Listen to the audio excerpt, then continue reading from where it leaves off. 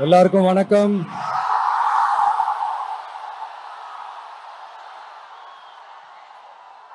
எல்லாரும் எப்படி இருக்கீங்க? சாப்பிட்டீங்களா?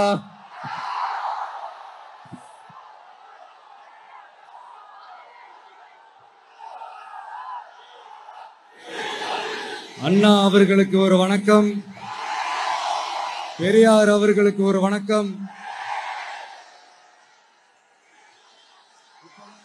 இப்ப நான் எந்த மண்ணில் நின்றுட்டு இருக்கிறேன் தெரியுமா?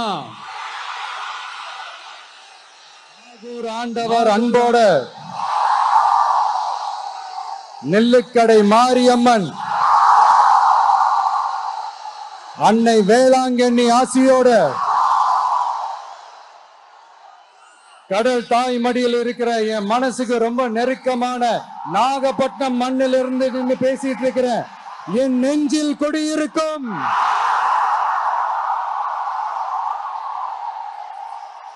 உங்கள் அனைவருக்கும்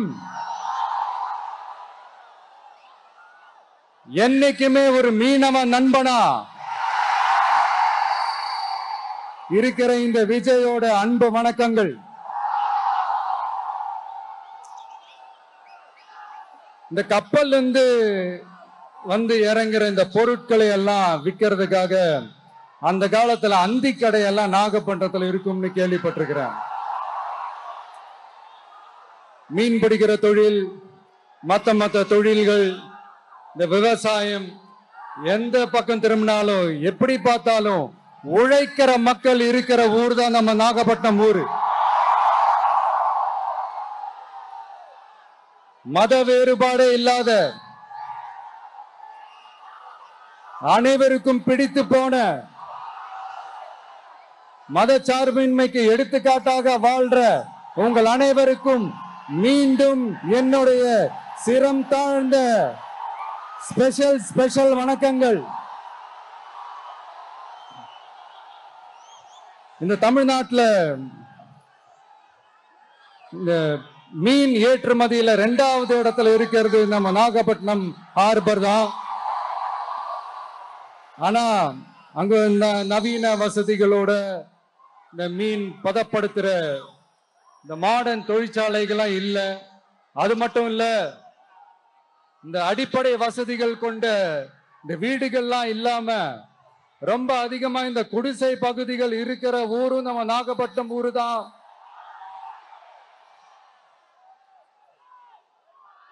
இந்த முன்னேற்றத்திற்கெல்லாம் எங்கள் ஆட்சிதான் சாட்சி.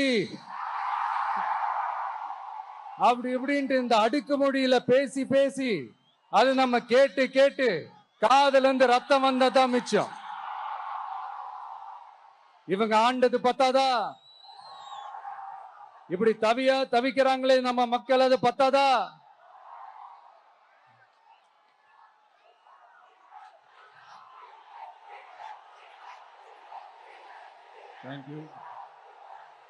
தேங்க்யூ.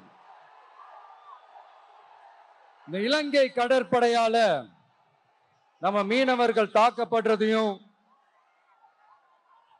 அதுக்கான காரணத்தை பத்தியும் அதுக்கான தீர்வை பத்தியும் நான் மதுரை மாநாட்டிலே நான் பேசியிருந்தேன். அது ஒரு தப்பா? மீனவர்களுக்காக குரல் கொடுக்கறதும் அவங்களோட நிக்கிறதும் நம்மளுடைய கடமை, நம்மளுடைய உரிமை.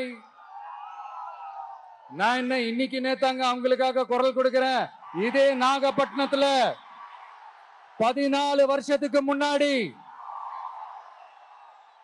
2011ல February 22 இதே நம்ம மீனவர்கள் தாக்கப்பட்டதை கண்டிச்சு ஒரு பொதுக்கூட்டம் ஒண்ணு நடத்தணும் இல்லையா? இந்த விஜய் களத்துக்கு வர்றது ஒண்ணு புதுசு இல்ல கண்ணா. எப்போ வந்தாச்சு. என்ன ஒண்ணு, முன்னாடிலாம் விஜய் மக்கள் இயக்கம் என்ற அந்த இயக்கமா வந்து நிற்போம். இப்ப தமிழக வெற்றி கழகம் என்ற அந்த ஒரு அரசியல் இயக்கமா வந்து நிக்கிறோம். அவ்வளவுதான் வித்தியாசம். அன்னைக்கும் சரி, இன்னைக்கும் சரி, இனிமேலும் சரி, மக்களுக்காக மக்களோட நிக்கிறது தான். இது புரிய வேண்டியவங்களுக்கு புரிஞ்சா சரி.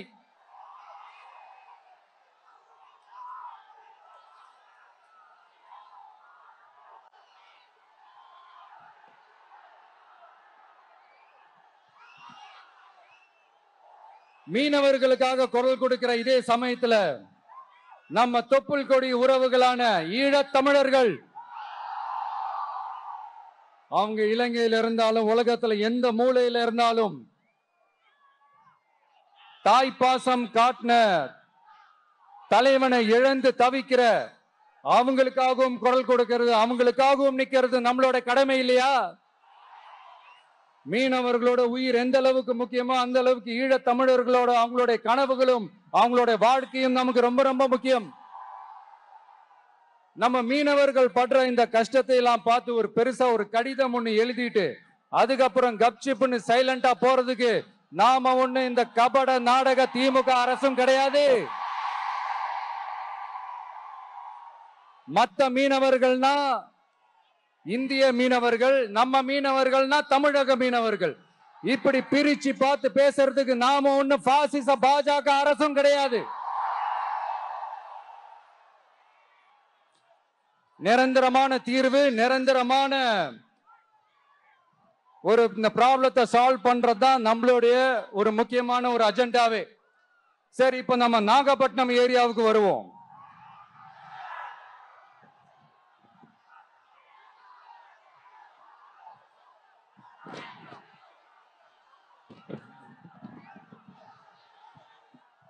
இங்க இருக்கிற மண் வளத்தை பாதிக்கிற இறால் பண்ணைகளை முறைப்படுத்தணும். அப்பதான் மீனவர்களோட வாழ்வாதாரமும் விவசாயிகளோட வாழ்க்கையும் பாதிக்காம இருக்கும். கடலோர கிராமங்கள்ல மீன் அரிப்புல இருந்து பாதுகாக்கிற அலையாத்தி காடுகளை அழிக்கிறத பத்தி தடுத்து நிறுத்தி அதுக்கு ஒரு வழி பண்ண வேண்டிய அரசாங்கத்துக்கு இதை விட ஒரு முக்கியமான ஒரு வேலை ஒண்ணு இருக்கு. அது என்ன தெரியுமா? சொந்த குடும்பத்தோட வளர்ச்சியும் சொந்த குடும்பத்தோட சுயநலமும் தான் அந்த முக்கியமான வேலை. இங்க இருக்கிற மக்களுக்கு குடிக்க தண்ணி இல்லாம தவிக்கிறாங்க. அதுக்கு தீர்வா காவிரி தண்ணியை கொண்டு வரலாம், மக்களோட தாகத்தை தீர்க்க. கொண்டு வந்தாங்களா? இவ்வளவு பாரம்பரிய கடல் சார்ந்த ஊர்ல ஒரு கவர்மெண்ட் மெரைன் காலேஜ் ஒண்ணு கொண்டு வரலாம். கொண்டு வந்தாங்களா? மீன் சம்பந்தமான எந்த தொழிற்சாலையும் அமைக்கல. அமைச்சாங்களா? அட்லீஸ்ட் நிறைய பேருக்கு வேலை வாய்ப்பு கிடைக்கிற மாதிரி தொழில் வளர்த்தியாவது பெருக்கலாம், அதையாவது செஞ்சாங்களா? ஆனா ஒவ்வொரு டைமும் வெளிநாட்டுக்கு டூர் போயிட்டு வர்றப்பெல்லாம் அத்தனை கோடி முதலீடு, இத்தனை கோடி முதலீடுன்னு சிஎம் அவர்கள் சிரிச்சுக்கிட்டே சொல்லுவாரு. சிஎம் சார், மனசை தொட்டு சொல்லுங்க, வெளிநாட்டு முதலீடா இல்ல வெளிநாட்டுல முதலீடா? ஒட்டுமொத்த தமிழ்நாட்டுக்கும் முதலீடா இல்ல உங்க குடும்பத்தோட முதலீடு வெளிநாட்டுக்கு போகுதா? வேளாங்கண்ணி, நாகூர், கோடியக்கரைன்னு இங்க இருக்கிற டூரிஸ்ட் பிளேஸ் எல்லாம் கொஞ்சம் நல்லா டெவலப் பண்ணலாம். பண்ணா என்ன குறைஞ்சா போயிடுவீங்க? வேதாரண்யம் பகுதியில் உப்பு ஏற்றுமதி செய்யறதுக்கு வசதியை செஞ்சு கொடுக்கலாம். செஞ்சாங்களா? நாகூர் ஆண்டவர் அரசு மருத்துவமனையில பிரசவம் பார்க்கிற டாக்டரே இல்லையா? நாகப்பட்டினம் புது பஸ் ஸ்டாண்டையாவது சுத்தமா சுகாதாரமா வச்சுக்கிறாங்களா? நாகப்பட்டினம் ரயில்வே ஸ்டேஷன் வேலைகளை சீக்கிரமா முடிச்சு வைக்கலாம், அதையாவது செஞ்சாங்களா?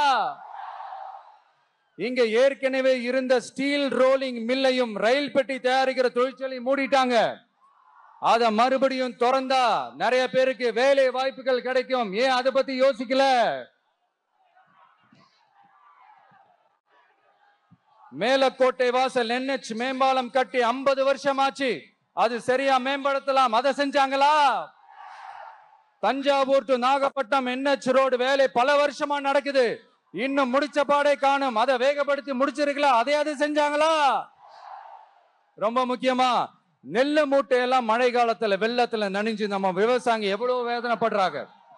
அதுக்கு சரியான ஒரு குடவுன் கட்டி தரலாம், அதையாவது கட்டி தந்தாங்களா? எலெக்ஷனுக்கு முன்னாடி திமுக காரங்க வந்து செய்வோம் செய்வோம் செய்வோம் செய்வோம்னு சொன்னாங்களே, செஞ்சாங்களா? இதெல்லாம் எதுவுமே செய்யாம எல்லாத்தையும் செஞ்ச மாதிரியே அதையும் பெரியமையா வேற சொல்லுவாங்க இவங்க. நான் போன வாரம் திருச்சிக்கும் அரியலூர் மாவட்டத்துக்கும் போய் நம்ம மக்களை சந்திக்க போயிருந்தேன். அப்போ பெரம்பலூரும் போக வேண்டியது. அங்க சில ரூல்ஸ் அண்ட் ரெகுலேஷன்ஸ், ஒரு கட்டத்துக்கு அப்புறம் இந்த பஸ்ஸே மூவ் ஆகல. அதுக்கப்புறம் அதை தாண்டி ஒரு டைமுக்கு மேல பேசுறது, சரி அதெல்லாம் விடுங்க. இந்த நேரத்துல பெரம்பலூர் பகுதி மக்களுக்கு நான் மன்னிப்பு கேட்டுக்கிறேன். சீக்கிரமாவே உங்களை தேடி நான் வருவேன் ஃபார் ஷுர். நம்ம இந்த டூர் பிளான், இந்த ஷெட்யூல் போட்டதுக்கு அப்புறம் அது என்னப்பா சனிக்கிழமை சனிக்கிழமை சனிக்கிழமை அப்படின்னு ஒண்ணு ஸ்டார்ட் ஆச்சு. அது ஒண்ணும் இல்ல, உங்க எல்லாரையும் பார்க்கும்போது உங்களுக்கு எந்த விதமான டிஸ்டர்பன்ஸும் இருந்துடக்கூடாது. முக்கியமா உங்களுடைய வேலைகளுக்கு எந்த விதமான டிஸ்டர்பன்ஸும் இருந்துடக்கூடாது அப்படின்ற ஒரே காரணத்துக்காக தான் இப்படி வீக்கெண்டா பார்த்து இப்படி இந்த பிளானை ஷெட்யூல் பண்ணோம். லீவு நாட்கள்ல, ஓய்வு நாட்கள்ல வரணும்ன்றதான் அந்த எண்ணமே. அது மட்டும் இல்ல, அரசியல்ல சில பேருக்கு நம்ம ஓய்வும் கொடுக்கணும் இல்லையா? அதனாலதான் இந்த ஓய்வு நாட்களா பார்த்து இப்படி செலக்ட் பண்ணோம். சரி, இப்போ நம்ம மக்களை சந்திக்கிறதுக்கு, நம்ம சொந்தங்களை சந்திக்கிறதுக்கு எத்தனை கட்டுப்பாடுங்க. அந்த இடத்துல பர்மிஷன் இல்ல, இந்த இடத்துல பர்மிஷன் இல்ல. ஆனா அதுக்கான காரணங்கள்லாம் நீங்க கேட்டீங்கன்னா சொத்தையான காரணமா இருக்கும். அங்க பேசக்கூடாது, இங்க பேசக்கூடாது, 5 நிமிஷம் தான் பேசணும், 10 நிமிஷம் தான் பேசணும். நான் பேசுறதே 3 நிமிஷம் தான். அதுலயும் அது பேசக்கூடாது, இதை பேசக்கூடாதுன்னு சொன்னா அப்புறம் தான் எதை தான் பேசுறது. அரியலூர்ல போனப்போ நான் கரெக்டா அந்த ஊருக்கு போறதுக்கு முன்னாடி அந்த ஏரியாலேயே அந்த பவர் கட்டு. அப்புறம் நான் திருச்சிக்கு போய் நான் பேச ஆரம்பிச்சதுக்கு அப்புறம் அந்த ஸ்பீக்கருக்கு போற அந்த வயரு கட்டு. இல்ல, நான் தெரியாம தான் கேட்கிறேன் சிஎம் சார். ஃபார் எக்ஸாம்பிள், இப்ப ஒரு ஆர்எஸ்எஸ் தலைவர் இங்க வராருன்னு வச்சுக்கோங்க, இல்ல நம்ம பிரதமர் மோடிஜி அவர்களோ இல்ல உள்துறை அமைச்சரோ இங்க வராருன்னு வச்சுக்கோங்க. இந்த மாதிரி கண்டிஷன்ஸ் எல்லாம் போடுவீங்க, இந்த மாதிரி பவர் கட் பண்ணுவீங்க, இந்த மாதிரி வயர் கட் பண்ணுவீங்க. கொஞ்சம் கட் பண்ணி தான் பாருங்களேன். முடியாதுல, பேஸ்மெண்ட் அதிரும்ல. நீங்க தான் மறைமுக உறவுக்காரர்களாச்சே. இதாவது பரவாயில்லைங்க.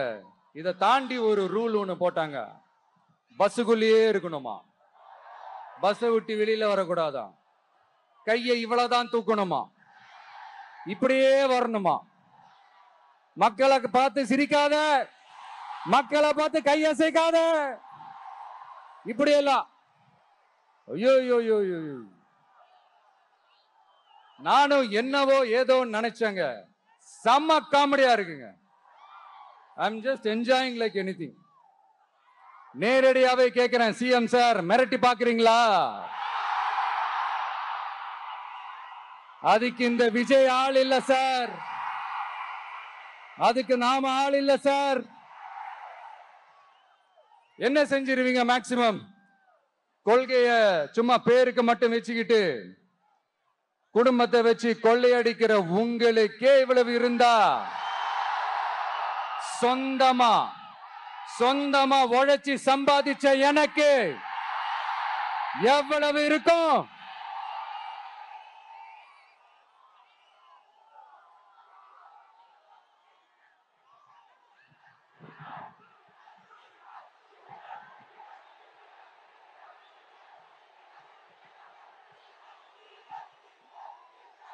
தேங்க்யூ நண்பா.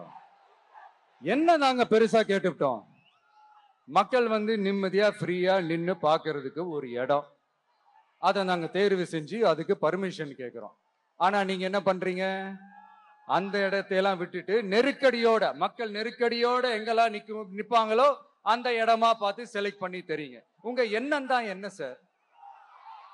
நான் அவங்கள பார்க்க கூடாது, அவங்களோட பேசக்கூடாது, அவங்க குறைகளை கேட்க கூடாது, அவங்களுக்காக குரல் கொடுக்க கூடாது. என்னதான் சார் உங்க எண்ணம்? சரிங்க சார், ஒரு அரசியல் தலைவன் அப்படின்றதெல்லாம் மறந்துருங்க. ஒரு சாதாரண ஒரு தமிழ்நாட்டு மண்ணோட ஒரு மகனா, ஒரு நம்ம தமிழ் மக்களுடைய ஒரு சொந்தக்காரனா, என் மக்களை, என் குடும்பத்தை, என் சொந்தங்களை நான் பார்க்க போனா என்ன பண்ணுவீங்க? அப்பவும் தடை போடுவீங்களா? வேணாம் சார். இந்த அடுக்குமுறை, இந்த அராஜக அரசியல்லாம் வேணாம் சார். நாம ஒண்ணு இங்க தனியால் இல்லைங்க சார். மாபெரும் மக்கள் சக்தியோட பிரதிநிதிங்க சார். மாபெரும் பெண்கள் சக்தியோட சகோதரன் சார். மாபெரும் இளைஞர் இயக்கமா இருக்கிறோம் சார். மறுபடியும் சொல்றேன், 2026 ரெண்டு பேருக்கு நடுவுல தான் போட்டியே. ஒண்ணு இன்னொன்னு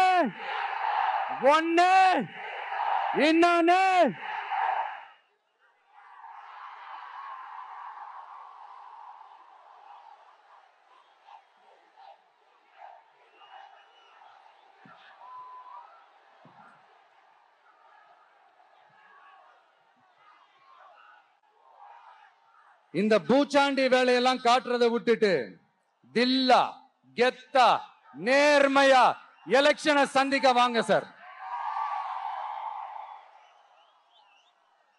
பார்த்துடலாம் சார்.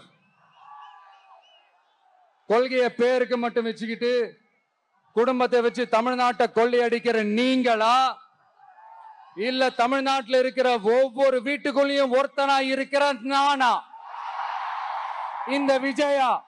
பார்த்துடலாம் சார்.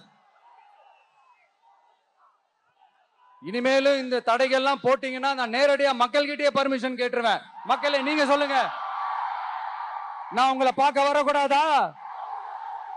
நான் உங்களோட பேசக்கூடாதா? உங்க குறைகளை நான் கேட்க கூடாதா? உங்களுக்காக நான் குரல் கொடுக்க கூடாதா? இப்படி நமக்கு தடையா போடுறாங்களே, இந்த திமுக அரசு மறுபடியும் ஆட்சிக்கு வரணுமா? உங்க நல்லதுக்காக நம்ம உங்க டிவிக்கு ஆட்சி அமையணுமா? சத்தமா சத்தமா கேட்டுச்சா மை டியர்? ஏன்பா, நான் தான் அப்பவே சொன்னல, அவருக்கு ஆசையா பாசமா கூப்பிட்டா பிடிக்க மாட்டேங்குது. ஏன்பா மறுபடியும்? கேட்டுச்சா சிஎம் சார்?